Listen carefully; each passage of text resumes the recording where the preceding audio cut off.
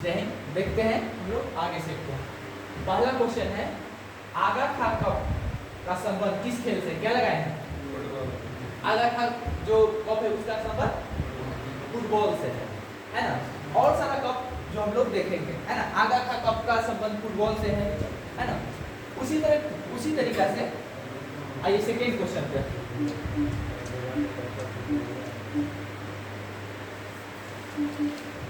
कहता है second question, 2011 की जनगणना के अनुसार निम्नलिखित में से कौन सा राज्य भारत का राज्य है जिसमें सबसे कम जनसंख्या है?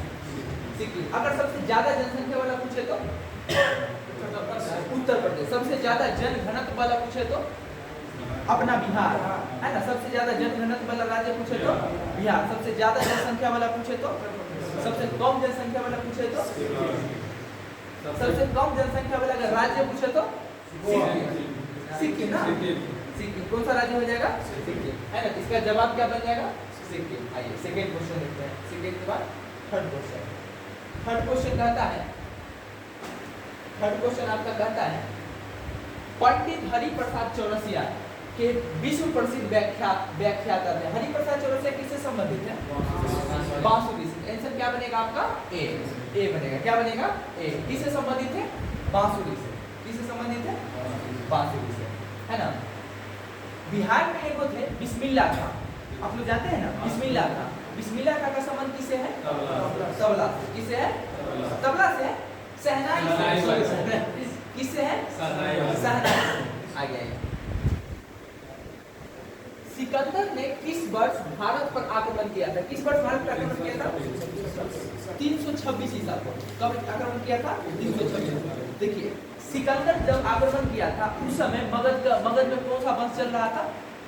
नंद वंश। याद रखना है कौन वंश चल रहा था? पीछे नंद वंश चल रहा था। नंद वंश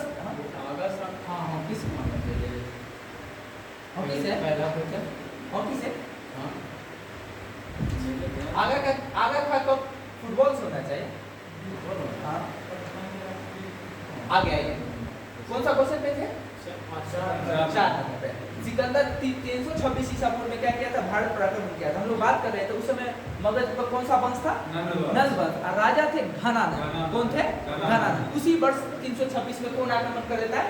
सिकंदर। कौन आक्रमण कर देता है? सिकंदर आक्रमण करता है। सिकंदर का एक सेनापति का नाम था सेल्यूकस निकेटर। कौन था? Seleucus Nicator. उसकी बेटी का नाम था हेलेना। क्या नाम था? हेलेना। चंद्रगुप्त मौर्य, नंद वंश के बाद मौर्य वंश आया ना। चंद्रगुप्त मौर्य हरा दिया किसको? सेल्यूकस निकेटर को है ना। सेल्यूकस निकेटर को हराया और उसकी बेटी से क्या कर लिया? शादी कर लिया है ना। बिहार का था ना सर। सिकंदर किस नदी से घुरा था? हॉकी होगा। चलिए आगे आइए। निम्नलिखित में से कौन सा देश भारत का पड़ोसी देश नहीं है? जापान, म्यांमार, भूटान या नेपाल? भूटान भारत का नेपाल पड़ोसी नहीं है। जापान है ना। भारत का पड़ोसी देश जापान नहीं है। कौन नहीं है? जापान। आइए इधर आवाज नहीं। कहता है महावीर जैन धर्म के अंतिम और डैश तीर्थंकर थे। 24वें तीर्थंकर थे। अब वास्तविक तीर्थंकर माना जाए यही थे महावीर स्वामी है ना। वैशाली में इनका जन्म हुआ था है ना। कुंडलवन में। कहाँ हुआ था? कुंडलवन। आगे निम्नलिखित में किसे आधुनिक अर्थशास्त्र का जनक माना जाता है? किसको माना जाता है?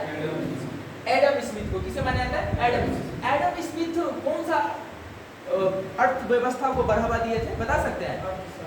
अर्थशास्त्र को, पूंजीवादी अर्थव्यवस्था। कौन सा अर्थव्यवस्था को? पूंजीवादी अर्थव्यवस्था को इन्होंने क्या दिया था? बढ़ावा दिया था। याद रहेगा। तो आधुनिक अर्थशास्त्र का जनक किसे माना जाता है? Adam Smith. किसे माना जाता है? आगे आइए। ये कल भी क्वेश्चन आया था ना। 1930 में महात्मा गांधी के नेतृत्व में हुआ दांडी मार्च किस ब्रिटिश नीति के खिलाफ एक महत्वपूर्ण विरोध था? नमक। कहाँ है? नमक कर। किसके विरुद्ध में था? नमक कर। आप लोग बता सकते हैं कौन सा आंदोलन चलाया गया था? सविनय अवज्ञा है ना। सविनय अवज्ञा आंदोलन। कहाँ से ये आरंभ हुआ था? साबरमती आश्रम। गया कहाँ तक था? दांडी तक। कहाँ तक गया था? दांडी तक। दांडी कौन सा राज्य में? गुजरात। साबरमती भी गुजरात में है ना। आगे क्वेश्चन नंबर 9 क्लियर है ना सब? सविनय अवज्ञा आंदोलन, गोल में याद है ना जो कल ये सब देखे थे। हाँ ना, भारत सरकार ने हाल ही में राजीव गांधी खेल रत्न पुरस्कार का नाम बदलकर डैश डैश खेल रत्न पुरस्कार कर दिया। बताइए तो। मेजर ध्यानचंद। हॉकी का जादूगर किसे कहा जाता है? मेजर ध्यानचंद को किसे कहा जाता है? मेजर ध्यानचंद। पहले किसका क्या नाम था? राजीव गांधी खेल रत्न पुरस्कार।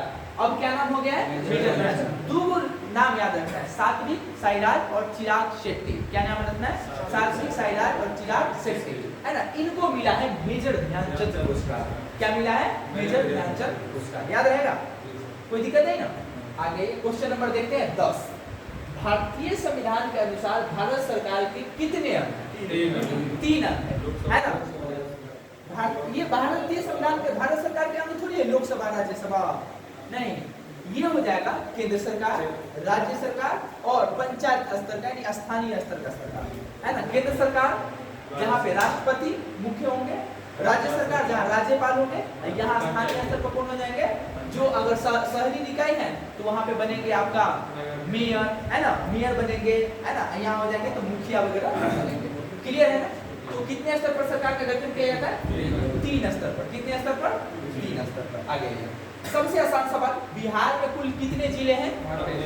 38 जिले। अभी कंट्रोवर्सी बिहार के जिले में है ना, किसी नेता से बोला गया था कि 40 जिला का नाम नहीं पता है ना। तो बिहार में कुल कितने जिले हैं? 38 जिले हैं, है ना। सबसे नया जिला अरवल। बहुत बढ़िया। सबसे नया जिला कौन हो जाएगा? अरवल। सबसे बड़ा जिला क्षेत्रफल के अनुसार पश्चिम चंपारण। कौन हो जाएगा? पश्चिम चंपारण, है ना। आगे पंचशील समझौता किन 2 देशों के बीच हुआ था? भारत और चीन के बीच। सिंधु समझौता भारत और पाकिस्तान। सिंधु समझौता भारत और पाकिस्तान। पंचशील समझौता भारत और चीन। कब हुआ था? हाँ, है ना, 1954। कब हुआ था? 1954। याद रहेगा ना। पंचशील समझौता भारत और किसके बीच में? चाइना। एक बात बताइए, भारत और चीन के बॉर्डर को किस नाम से जाना जाता है? मैकमोहन रेखा। भारत और चीन के बॉर्डर को किस नाम से? मैकमोहन रेखा। और भारत और पाकिस्तान के बॉर्डर को रेड क्लिफ लाइन। कौन सा लाइन? Red Cliff line. कोई दिक्कत नहीं ना। Red Cliff line. सबसे ज्यादा भारत कौन सा देश से अंतरराष्ट्रीय बाउंड्री साझा करता है? बांग्लादेश से। किससे साझा करता है? बांग्लादेश। याद रहेगा ना। आगे आइए। सबसे कम पूछेगा तो अफगानिस्तान। मात्र 106 किलोमीटर, है ना। मात्र 106 किलोमीटर अफगानिस्तान से बाउंड्री शेयर करता है। आगे बिहार की यात्रा करने वाला प्रथम ब्रिटिश यात्री कौन था? बताइए। रॉबर्ट फिंच, थॉमस रो या पीटर मुंडी या इनमें से कोई नहीं, है ना। रॉल्फ फिंच था। ऑप्शन कौन बनेगा? ए, रॉल्फ फिंच। कौन बनेगा? ए, रॉल्फ फिंच, है ना। सुनिए, एक क्वेश्चन पूछेगा कि भारत आगमन होने वाला सबसे पहला जो विदेशी कंपनी है वो कौन था? पुर्तगाली नहीं, भारत आने वाला पुर्तगाली था। सॉरी, बिहार आने वाला सबसे पहला कंपनी पूछेगा था डच। 1632 में अपना पहला कारखाना पटना में लगाया था। कहाँ लगाया था? पटना। याद रहेगा ना। भारत आने वाला सबसे पहला जो हो जाएगा वो क्या हो जाएगा? भारत आने वाला पुर्तगाली, बिहार आने वाला डच। जब ब्रिटिश ईस्ट इंडिया कंपनी कब आया था? 1600। कब आया था? 1600। उस समय भारत का राजा कौन था? अकबर। 1600 में कौन आया था? अकबर था उस समय राजा। उस समय कौन आया था? British east India company. आगे क्लियर है ना।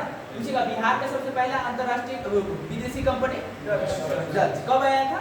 1632। 1632 में। कहाँ पे आया था? बिहार में पटना में। बिहार में पटना में अपना फैक्ट्री लगाया था। आगे अलमाटी बांध किस नदी पर है? बताइए। कृष्णा नदी पर। अलमाटी बांध कौन सा नदी पर हो जाएगा? कृष्णा। बोलते चलेंगे, बताते चलिएगा सब लोग, है ना। सब लोग बताइए। महानदी पर एगो बांध है, बता सकते हैं? हीराकुंड बांध। क्या हो जाएगा? हीराकुंड। याद रहेगा ना। ये सब क्वेश्चन आप लोगों से पूछेगा। देश में क्या हो? देश में निम्नलिखित किस राज्य में सबसे पहले सूर्योदय होता है? सबसे पहले सूर्योदय अरुणाचल प्रदेश। सबसे पूर्वी राज्य, है ना। सबसे पूर्वी राज्य में सबसे पहले सूर्योदय होगा, है ना। तो कौन सा राज्य होगा? अरुणाचल प्रदेश, है ना। इधर सबसे लास्ट में किधर हो जाएगा? गुजरात। है ना, सबसे दक्षिण सबसे पूर्वोत्तर जो बिंदु है वो कौन सा है? पूरब का जो सबसे पूरब का जो बिंदु है वो कौन सा राज्य में है? अरुणाचल प्रदेश का। सबसे पूरब के बाद पश्चिम में सबसे कौन सा में हो जाएगा? गुजरात में। कहाँ है? गुजरात में। आगे म्यांमार देश की मुद्रा कौन सी है? क्या है? म्यांमार देश की मुद्रा क्या नहीं होगा? टुकड़ी या बहुत क्या या न्यू कौन हो जाएगा? क्या थे? पक्का क्या थे? क्या सब लोग रहे हैं? चलिए, महात्मा बुद्ध किस वंश से संबंधित है? शाक्य वंश के थे। कौन सा वंश के थे? हाँ, वही महात्मा बुद्ध किस वंश से संबंधित है? शाक्य वंश से संबंधित है। कौन सा वंश से संबंधित है? शाक्य वंश, है ना। महात्मा बुद्ध को एशिया का ज्योतिपुंज के नाम से जाना जाता था। कौन सा पुंज? ज्योति, लाइट ऑफ एशिया, है ना, लाइट ऑफ एशिया के नाम से जाना जाता था। महात्मा बुद्ध के पुत्र का क्या नाम था? राहुल, है ना। क्या नाम था? राहुल नाम। याद है कहाँ ज्ञान की प्राप्ति हुआ था? बोध गया में। पीपल सबसे ज्यादा उपदेश श्रावस्ती, सबसे पहला उपदेश सारनाथ, अंतिम उपदेश कुशीनगर। डेली चर्चा करते हैं। सबसे अंतिम उपदेश कहाँ हो जाएगा? कुशीनगर। आगे लोकसभा का चुनाव लड़ने के लिए प्रत्याशी की न्यूनतम आयु कितनी चाहिए? 25 वर्ष। कितना वर्ष? कौन सा ऑप्शन बनेगा? सी, 25 वर्ष। उसी तरीका से विधानसभा होगा तो सेम यही होगा, 25। राज्यसभा हो, इधर हो जाएगा विधान परिषद, कितना हो जाएगा? 30 वर्ष। क्या कितना हो जाएगा? 30 वर्ष, है ना। कितना हो जाएगा? 30 वर्ष। और उसी पूछेगा अगर राष्ट्रपति बनने के लिए तो कितना हो जाएगा? 35 वर्ष। बोलिएगा, राष्ट्रपति बनने के लिए 35 वर्ष। विधान परिषद और राज्यसभा 30 वर्ष। राज्यसभा और विधान परिषद 30 वर्ष। विधानसभा और लोकसभा 25 वर्ष। याद रहेगा? ये क्या हो जाएगा? पूछेगा संसद के कितने अंग होते हैं तो क्या जवाब देगा? 3 अंग होते हैं, लोकसभा, राज्यसभा और राष्ट्रपति। संसद के कितने सदन होते हैं तब क्या जवाब दीजिएगा? 2 सदन होते हैं, लोकसभा और राज्यसभा। उच्च सदन कौन होता है? राज्यसभा। निम्न सदन कौन होता है? लोकसभा। जनता का सदन लोकसभा। हम लोग वोट देते हैं सांसद को, जाके लोकसभा में बैठता है कि राज्यसभा में? लोकसभा में, है ना। तो जनता का सदन कौन हो जाएगा? पढ़े लिखे लोगों का सदन राज्यसभा। पढ़े लिखे लोगों का सदन कौन हो जाएगा? बहुत बढ़िया। आगे इनफ है ना।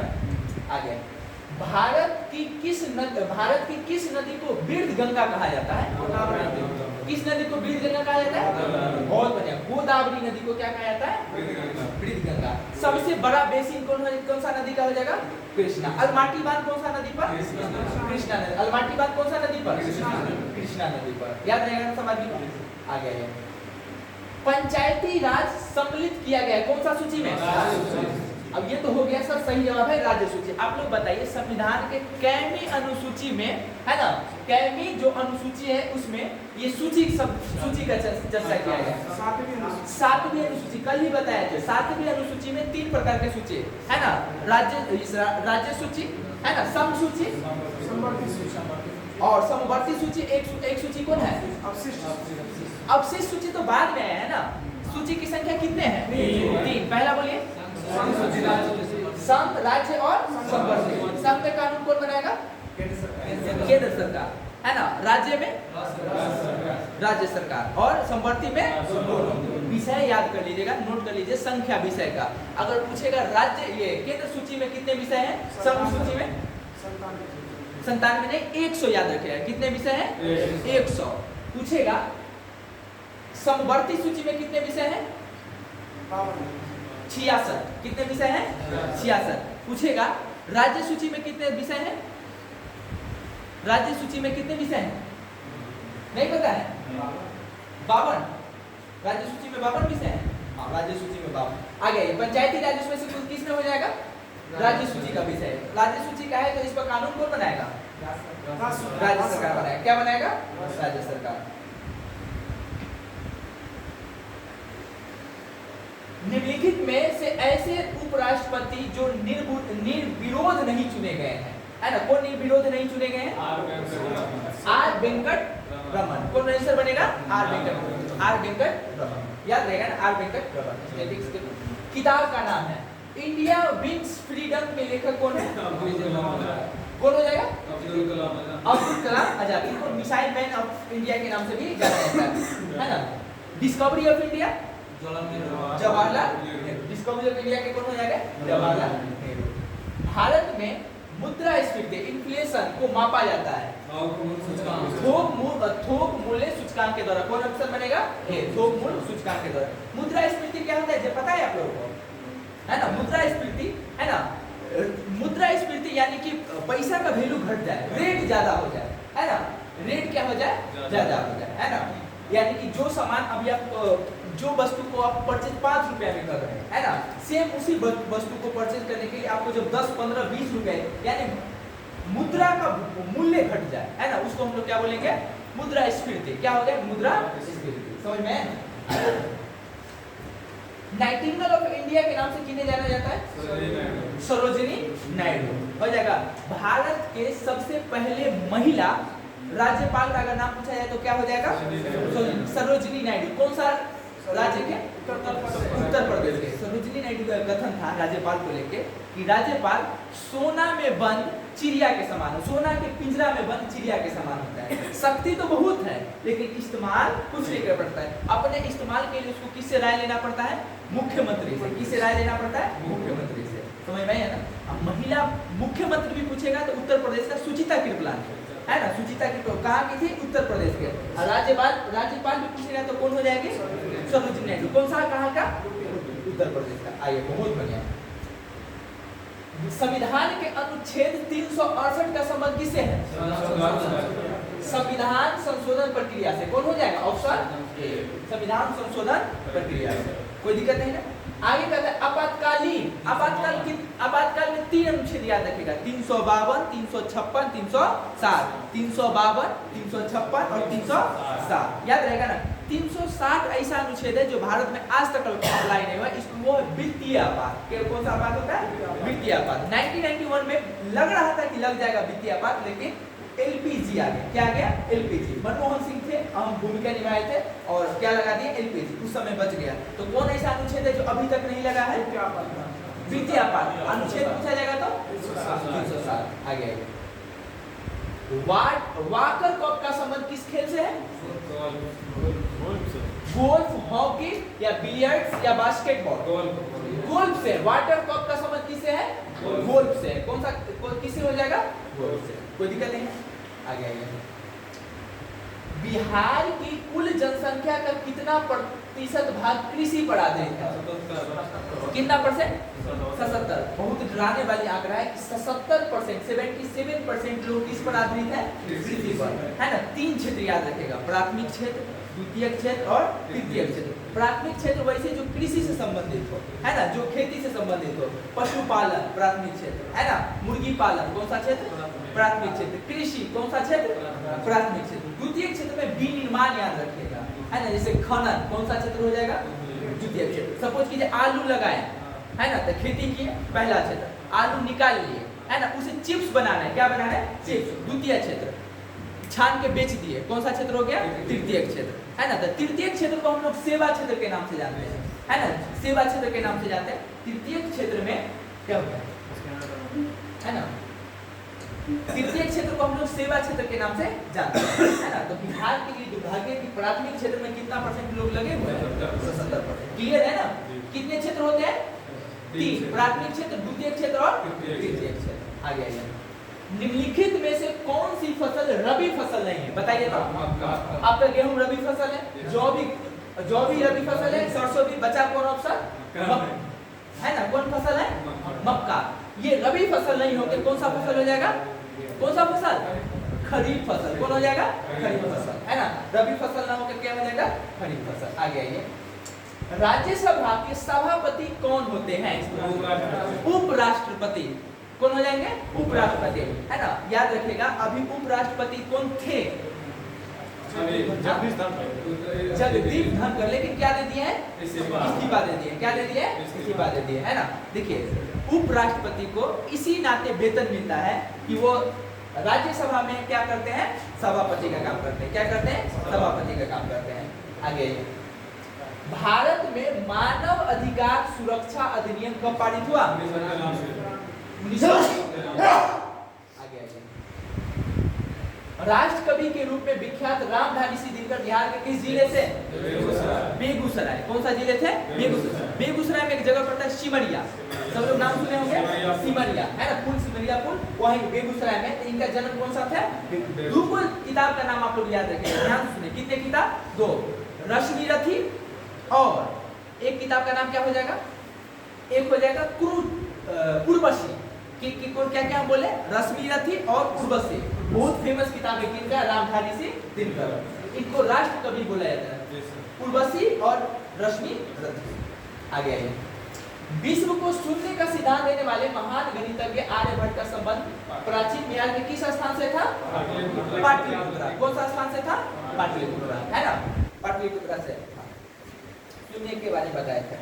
बिहार की प्रसिद्ध मिठाई सिलाव का खाजा किस जिले से संबंधित है? इसे जीआई टैग प्राप्त है? नालंदा। कौन सा हो जाएगा? नालंदा। आप लोग को बताए थे कल, देखते हैं याद है कि नहीं। भारत का सबसे पहला जीआई प्रोडक्ट कौन था? दार्जिलिंग की चाय सबसे पहले दिया गया था। कब दिया गया था? 2004 में। आगे आइए। कहता है पितरों की आत्मा की शांति के लिए पिंडदान का एक प्रसिद्ध अनुष्ठान बिहार के किस शहर में किया गया? नाम बदल के क्या कर दिया? गया जी। कौन सा नदी के किनारे? फल्गु नदी के किनारे। कौन सा नदी के किनारे? फल्गु नदी के किनारे। आगे आइए। सुजनी कढ़ाई, जिसमें पुराने कपड़ों पर धागों से तथ्यात्मक रूपांकन किया जाता है, मुख्य रूप से बिहार के किस क्षेत्र की कला है? मुजफ्फरपुर और आसपास के क्षेत्र की कला है। मुजफ्फरपुर हो गया, समस्तीपुर, इस सब में सुजनी कढ़ाई किया जाता है। एक फ्रेम पे पुराने कपड़े पे उसको अलग अलग डिजाइन निकाला जाता है। उसको हम लोग कौन सा नाम से जानते हैं? सुजनी कढ़ाई के नाम से जानते हैं, है ना। मिथिला पेंटिंग मिथिलांचल क्षेत्र से संबंधित है ना। शाकाहारियों को निम्न में से किसे पचाने के लिए छोटी आंत की लंबाई ज्यादा लंबा होता है अपना लोग की अपेक्षा? तो किसको पचाने के लिए? सेल्यूलोज को पचाने के लिए। सुनिए, जो चीज जितना जटिल होगा टूटने के बाद उतना ज्यादा एनर्जी देगा, है ना। सेल्यूलोज पॉलीसेकेराइड का एग्जांपल है। किसका एग्जांपल है? पॉलीसेकेराइड का, है ना। पॉलीसेकेराइड टूटने के बाद ज्यादा एनर्जी देता है। क्या देता है? ज्यादा एनर्जी। देखिए, तो हम लोग सेल्यूलोज का पाचन कर सकते हैं क्या? हम लोग सेल्यूलोज का पाचन कर सकते हैं? नहीं पचा सकते हैं। सेल्यूलोज का पाचन कौन करेगा? सांड, भैंसा, है ना। उन लोग की ताकत देखते हैं कितना होता है? बंद हो गया क्या? आगे क्या हो जाएगा? सेल्यूलोज। विद्युत ऊर्जा की वाणिज्यिक इकाई क्या हो जाएगा? किलोवाट घंटा। क्या हो जाएगा? किलोवाट घंटा। इसको हम लोग यूनिट भी कहते हैं। क्या कहते हैं? यूनिट। आगे आइए। किसी वस्तु के गोलाकार दर्पण के वक्रता केंद्र में